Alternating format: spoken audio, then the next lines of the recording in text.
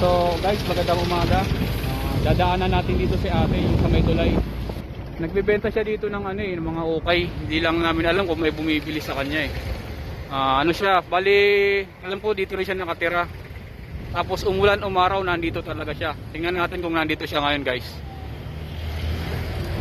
Medyo matraffic eh.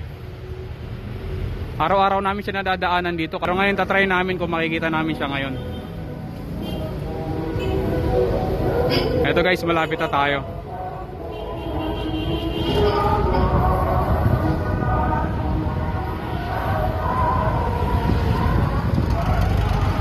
Eto guys, nandito si ate, nakita natin. Eto siya.